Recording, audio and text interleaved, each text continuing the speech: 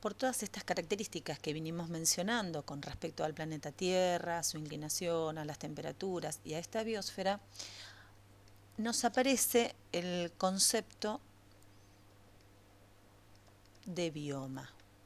¿Por qué nos aparece este concepto? Porque en realidad esta biosfera tiene diferencias en cuanto, por ejemplo, la temperatura, que es lo que mencionamos hace un ratito, en cuanto a los suelos, en cuanto a la vegetación,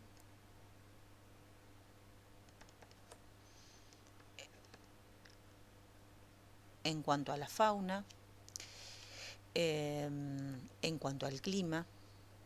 Y estas características tan diversas hacen que nos aparezca una división que se denominan biomas.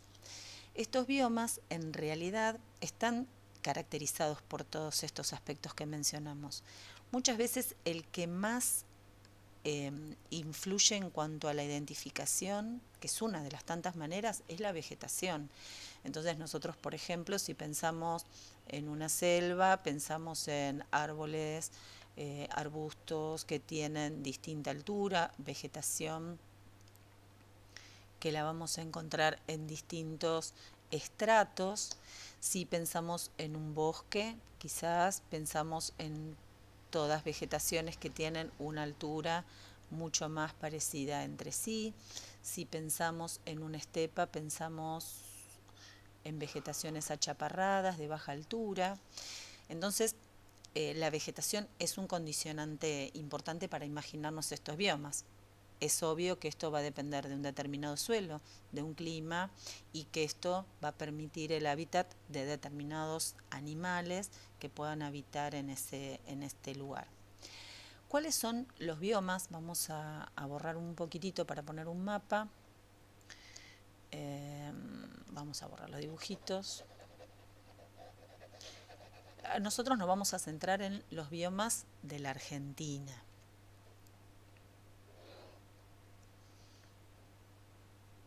En estos biomas, que ahora vamos a ver una diferencia también con otras divisiones, ¿no? Encontramos pastizales, desiertos, estepas, selvas, parques. Vamos a encontrarnos con características determinantes o propias para este tipo de vegetación y clima y demás. Pero ¿qué pasa? Fíjense, con otro tipo de división que nosotros podemos tener, que es esta, a ver si la podemos ampliar un poquito,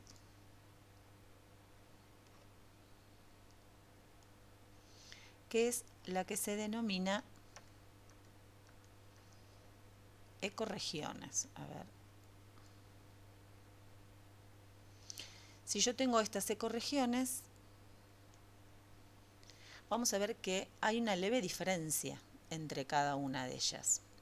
Estas, eh, ¿por qué se denominan ecorregiones? Porque además de tener la característica del clima y la característica del suelo y la fauna y la flora, tiene, digamos, en cuenta todo lo que hace a la parte ecológica. Por eso es, por ejemplo, que tiene, a ver, vamos a ver si ponemos una lupita. Fíjense, si yo amplío, vamos a ir acá a los esteros de Liberá. Los esteros de Liberá me aparece como una ecorregión, pero no la tengo como un bioma. Estas ecorregiones son distintas, diferentes. Si superponemos los mapas, eso también es una actividad interesante en hacer. Es otra manera, es otro el propósito. Entonces, en este caso, en el mapa que les estoy presentando acá, les va a aparecer como señales de alerta de lo que uno debería cuidar o preservar en esos lugares en forma específica para mantener la flora y la fauna. En este caso, tiene que ver con la contaminación del agua. Fíjense que si yo recorro por otro lado, por ejemplo, acá va a tener que ver con, a ver, había uno que era interesante, por ejemplo acá, en esta zona, si bien tengo también la parte del agua por todos los lagos que están en la zona patagónica, también tengo que tener la preservación de los animales con la caza de determinados animales, que quizás ese sea el peligro de extinción de las especies que habitan en ese lugar. ¿Ven? Acá sucede lo mismo, en la parte del delta. Entonces nos van a aparecer otras regiones y que también, si nuestra idea es trabajar con un enfoque ecológico, es interesante tenerlo en cuenta, como para poder hacer un trabajo desde otro enfoque. ¿Qué pasa con estos biomas? Bueno, vimos que en la ecorregión aparece nuestro esteros de Liberá, que son los que estuvimos trabajando. Pero fíjense que si yo traigo una imagen de los esteros, la primera que habíamos puesto hoy, esta, la vamos a achicar esta vez un poquito para que nos entre otra acá al costado. Fíjense esta.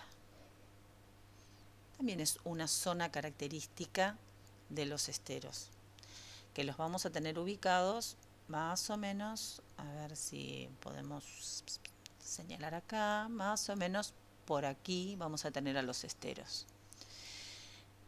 Y la imagen que me representa o el paisaje es diferente en las dos imágenes que les presento acá. Acá vamos a encontrar agua, acá no, acá vamos a encontrar árboles que tienen una determinada altura en forma de matorral, acá no. Esto nos hace pensar que también en un mismo lugar, cuando uno limita la zona, hay una diversidad de paisajes. Por ejemplo, los esteros de Liberá pertenecen a un tipo de ecosistema particular que se denominan humedales, pero tienen una diversidad de paisajes. Vamos a encontrar en las zonas pastizales, lagunas, zonas boscosas, y esto nos lleva a pensar que estas limitaciones que uno hace para estudiar en realidad son limitaciones que solo tienen un fin en cuanto a el estudio del lugar. Podemos incluir una palabra que por ahí la van a encontrar en algunos textos que se llama ecotono. El ecotono es las zonas de transición entre distintos ecosistemas. Entonces, también son zonas interesantes para poder estudiar con sus características. Entonces, si bien hay paisajes que identifican el lugar, vamos a encontrar zonas que van a diferir en cuanto a los seres vivos, a el tipo de régimen de lluvia inclusive, o de temperatura o de humedad, aunque se encuentren en zonas mucho más cercanas. Es por eso que esto, por ejemplo, en el caso del estero de Liberá, perdón, que está en la zona, dentro de la zona superior del Espinal, los vamos a dividir a estos biomas en ecosistemas.